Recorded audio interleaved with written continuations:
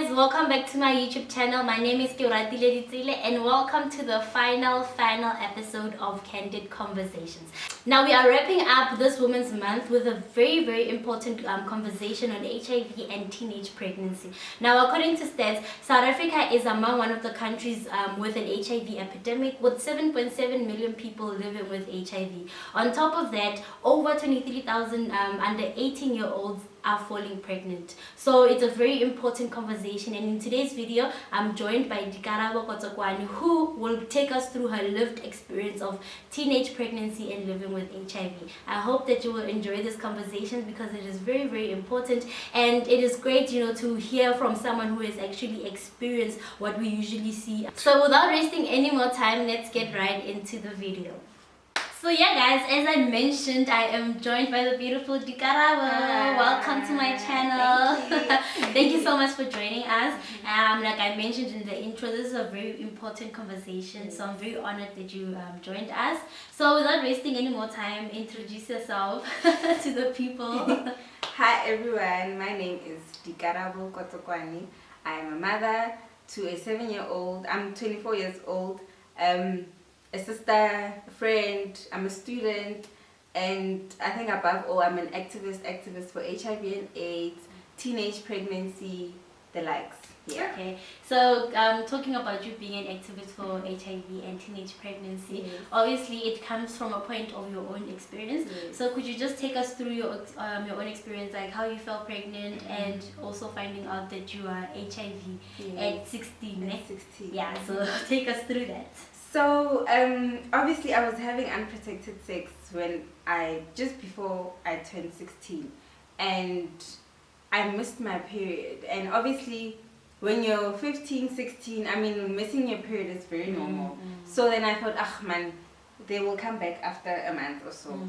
A month, 2 months later or so, they didn't come back. And I was like, yo, Brandon, it's getting serious. I need to go get a pregnancy test. So I was living in boarding school at the time, weekly boarding school. I used to go home on Fridays. Okay. So during the week, before I went home, I went to the nearest clinics. I bought a pregnancy test, and then I tested for pregnancy.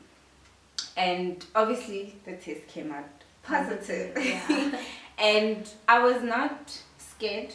I was Sure. not...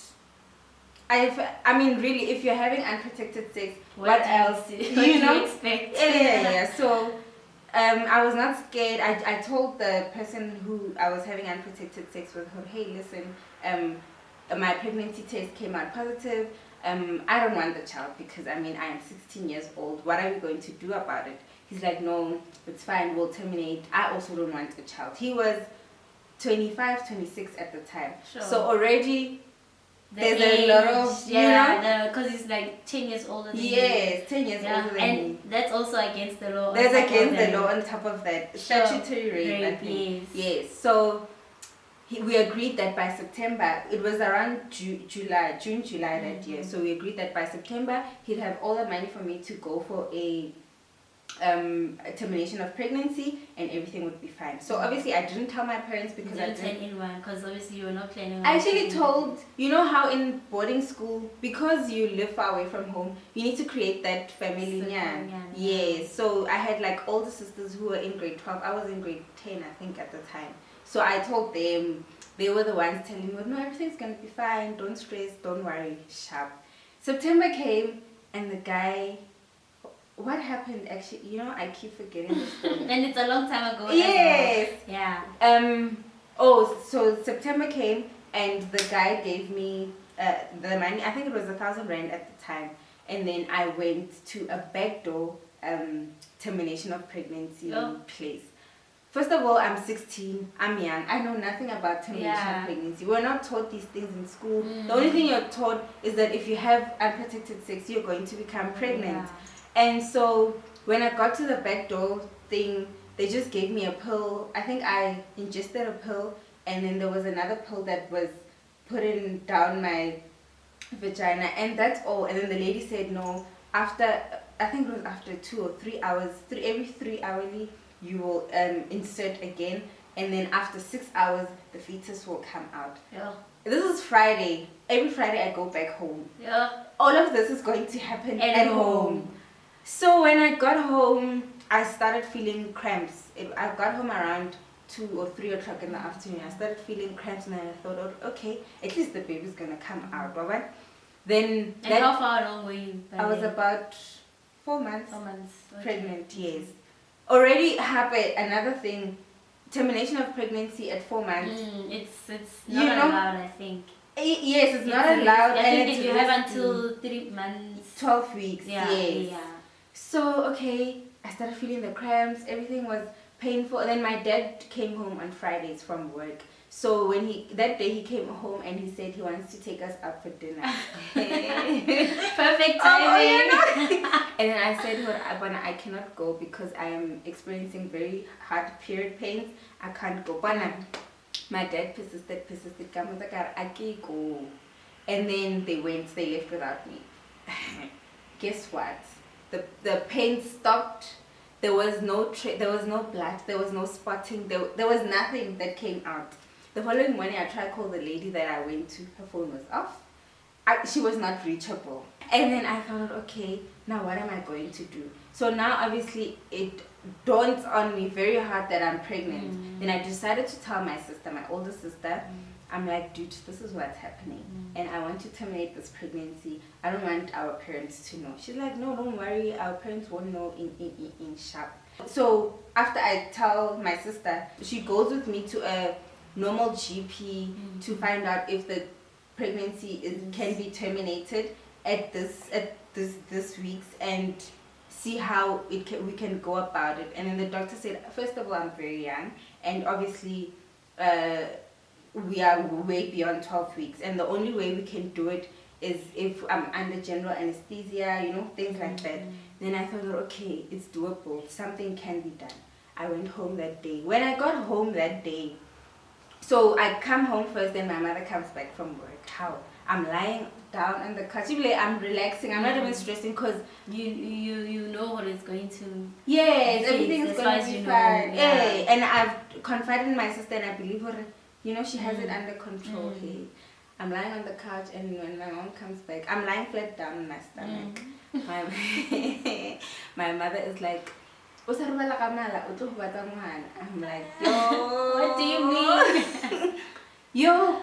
And then I rushed to the bedroom. I called my sister. I'm like, dude, what did you do? She's like, no, what would happen if I take you to terminate your pregnancy and then you die? And I was the only one who knew about it. They would blame me. All of these things. I'm like, but really, you could have at least told me who you're going to tell them. Yeah. Yes.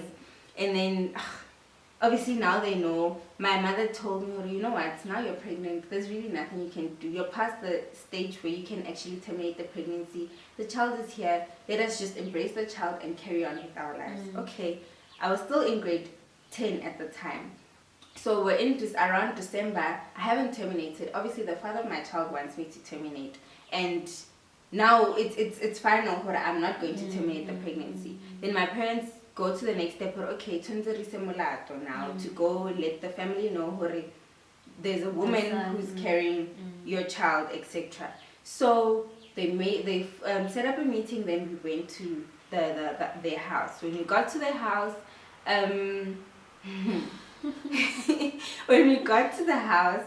obviously there's introductions. They asked the father of my child, Mama, do you know Dikarabo? He's like, yes, I know her. Then he's like, have you been partaking in unprotected sex with her? He's like, yes, I have. Then he's like, do you know that she's pregnant and carrying your child? And he said, well, I know that she's pregnant, but I don't know if the child is mine. First of all, yes, I'm 16 and you're 26. You know when you have... the only person.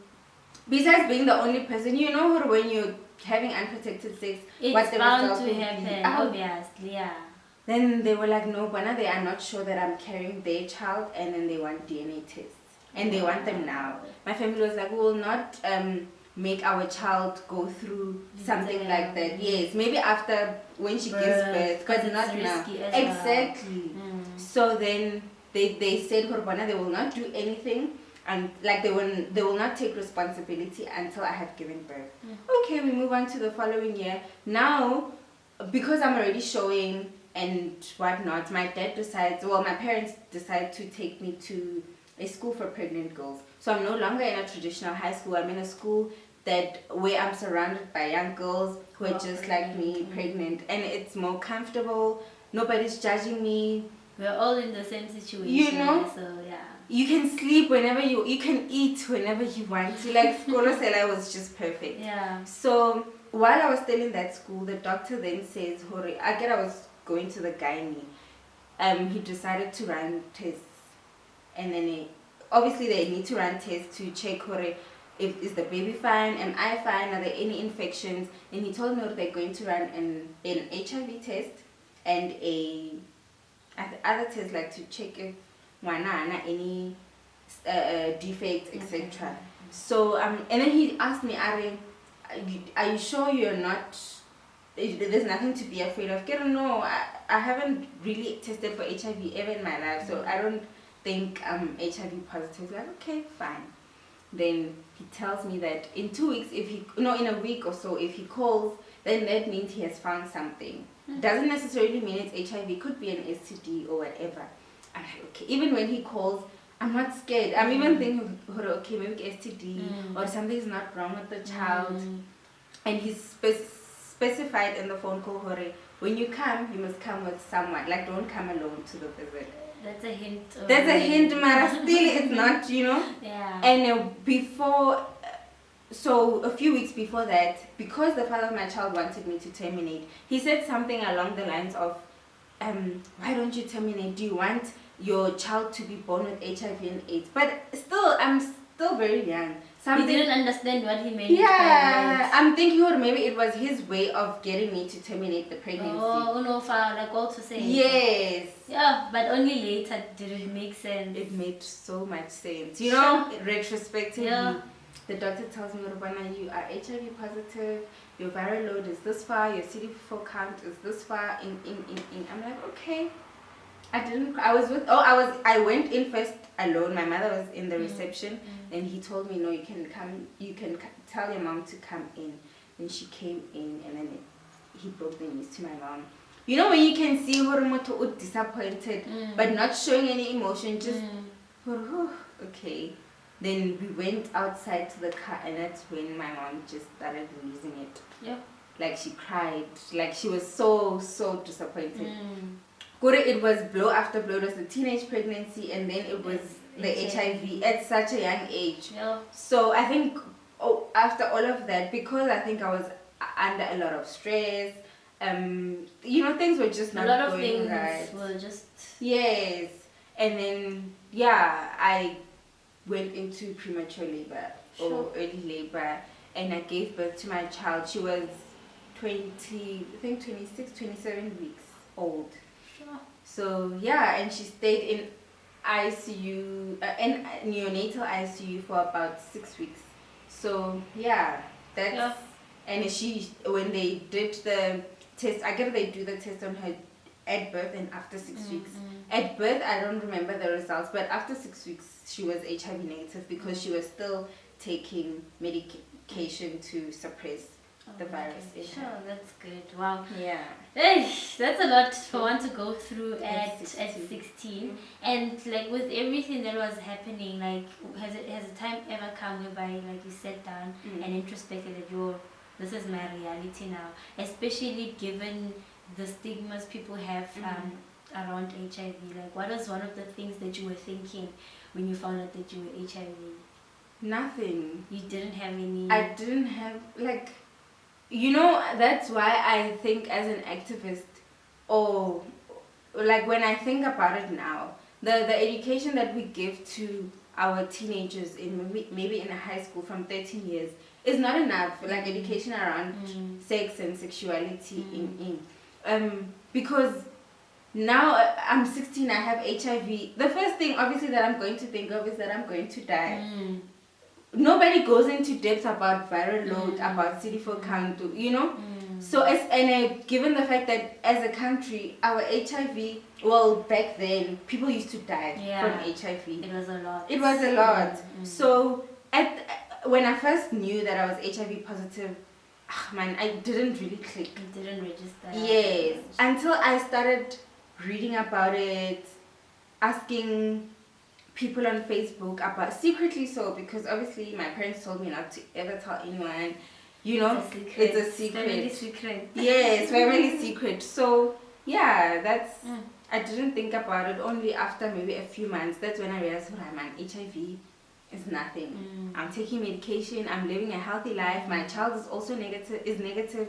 So there's really nothing to worry about. It's just you really just living with the virus. Yes. It's not as it has always been portrayed before. Because I think a lot of people have that image, like they have a certain look as your mutan and HIV looks like this. Yes. A certain direction, HIV is just gonna die, AIDS, and I think it's important, especially knowing we get to learn more. It's way more than that. People can live with HIV, they can have partners without even passing it on. Okay, so have you ever felt the need to disclose your status to your friends and your family? If so, like, how did you go about it? So, remember, like I said, I changed to a school for pregnant girls, and then I was living at home, so I used to go to school every day. Then after I gave birth in February. Then around September, October, I went back to my normal high school. It's a boarding school, and then so now your ARVs, you take your ARVs at a particular time, same time every single day, to maintain that low viral load. So, excuse me, when you're in boarding school, obviously your clothes, your friends are going to ask you, every day. We don't have So I could see her, and I kept saying, no, you guys know I struggle with headaches. So at some point they were just like, there is no way. What's happening? What's going on? Then I told them, no, I was diagnosed with HIV and AIDS. This is what is happening, but I'm okay. And they were like, why didn't you tell us the whole time? You know, we could have supported you from the start. But I wasn't comfortable in telling you at that time. And so after I told them, things became really simple. Like sometimes my phone would be off and the alarm would not go off, and they would remind me, hey, Dikarabo, it's 9 o'clock. They made your life easier. Yes, they made my life easier. Because you would think, and others would say, no, I didn't tell my friends because of how I would be perceived. Yes. So it's beautiful to see what especially in high school, exactly. like they would be so supportive. After I told them, then I realized, man, it's not like it's not a big deal. And then I continued, I learned more about it. And I think grade 12, I don't remember when I went public about my status, but I didn't tell obviously my extended family, but they found out on Facebook. That's how they found out, because I was that comfortable. Yes.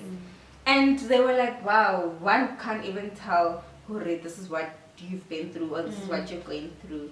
And then I went on to tell them, it's because, like you said, you guys have a preconceived picture how who has HIV and AIDS is supposed to look like and whatnot. So that's how everybody knew. Okay, and then when you started dating, like when did you start dating especially after that? Because I'm sure it must have been a bit traumatic and whatnot. So when you actually started dating, how would you disclose first of all your status, and if so, how would you do it, and what would be the reaction? Oh, okay. Yeah. So remember now I'm public about it. Yeah. So for some people, you know how some people are. Like him, a man, they first go and look you up somewhere, whether it's Google or whatever.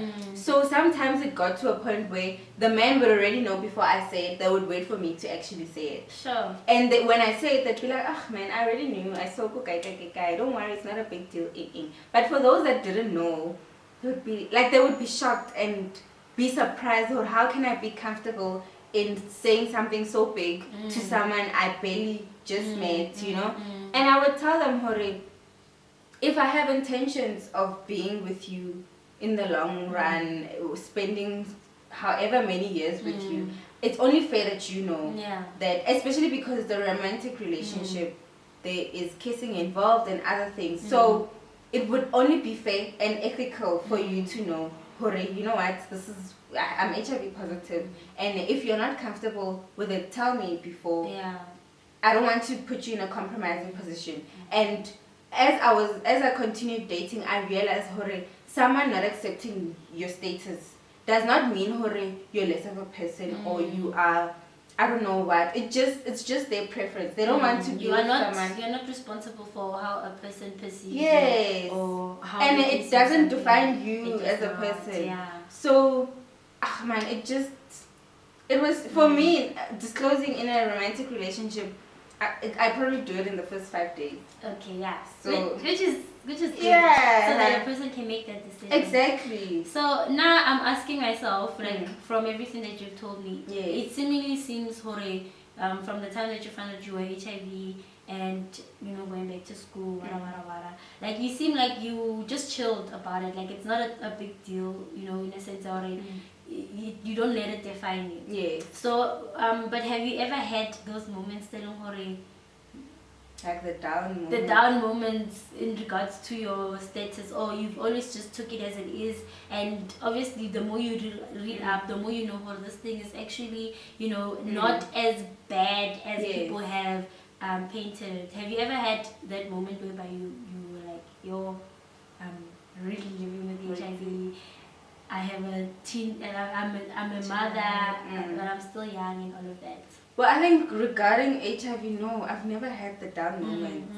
Like, to be really honest, I have never. I think the down moments with HIV, maybe they came recently, I think last year. I even told my doctor about it. I was fatigued, you know, drinking a pill every single day. Even though that pill makes you healthy, but it's really tiring. And she did tell me, it's normal to feel fatigued. A lot of people experience it, especially maybe a few years after they've been diagnosed. But the down moments really come with being a single parent, a young mother, you know. You're alone, not alone in the sense that as a parent. Not in the sense that your family is not being supportive. Yes. Yeah. So sometimes, you know, you wish, I wish my child had that father who can fully be there for her, or Lena, she can get to experience life with her father, something, you know. I think those are the down moments, but honestly, with HIV, nothing. Okay, and have you ever experienced being stigmatized or treated otherwise because of your status, or because, let's say, you had a child at 16?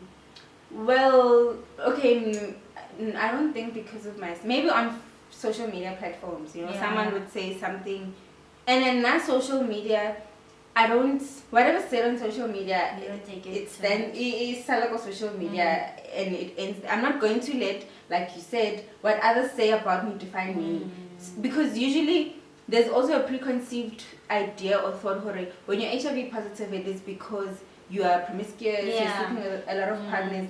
I mean, there are a lot of married women today who are HIV positive. They're not sleeping outside, within their marriage. Yeah. And other people are born with HIV and AIDS, you know. So, like, you know, social media. A lot of people have a lot to learn. Yes. When it comes to HIV. So much. Because when you think of HIV, the only thing that people think of hormotui contracted is because they've been sleeping around. Yes. Lily, when you try and educate people about HIV, when you have a viral load that's less than 40 counts, for example, you're undetectable, and if you're trying for a baby, for example, you can have unprotected sex and you will not pass it on to your partner. Try saying that to people who are they not don't believe it. But what are the way when you are spreading false information and you know nothing. So yeah, that's. And how has your experience shaped you? And I know, because you're a very spiritual person as well. How has the role of God, you know, chipped into your experience? Like, what role has God played with everything that you've been through? A huge role. You know, shortly after I was diagnosed with HIV and AIDS, there's a book I read. It's by Max Lucado. I think the title is "You'll Get Through This" or something. I think that's the one book that made me realize, man, you'll get through it, you know. And it has taught me to put my full trust in God. You know, sometimes, well, then I was praying to God to heal me or make me better, and I realized God heals you in different ways. God's healing can be you being undetectable. That's healing enough for you. Living a healthy life, living like a normal person or as HIV is the healing that you need. Sure. So I put my trust in Him. So my God, there's nothing that I don't do till today without confronting God first and telling Him, Bona, this is where we at. Yes, this is where we at. So it has made me such a spiritual woman. Because I'm an only parent to my child, I realize the only prayers or the bigger prayers will come from me. And I'm the only parent who can actually pray for her. Yes, her grandmother can, grandfather but I need to be there for her spiritually. So yeah, that's how it has shaped me. Okay, and then with your daughter, Yeah. does she know about your status? Does she know anything about HIV or what you've been through? She's still too young. She's young. She's still young. She's 7. Because I'm thinking you brought up a conversation on your Instagram, especially when it comes to HIV. But HIV, I mean teenage pregnancy, but both HIV and teenage pregnancy are interlinked. So have you had that conversation with her? I haven't had. Not yet. I think she knows I do a lot of public speaking. I'll go speak about myself, go to the Metro FM. But obviously she doesn't understand why. Because 7. You know. Yeah. But I'm sure as she grows, she'll know, or she'll start asking questions. Okay, so just as we're about to wrap up this amazing, important conversation, I just want to ask you one last question. Being where you are today now, what would you say to the then 15, 16-year-old Dikarabo, looking back?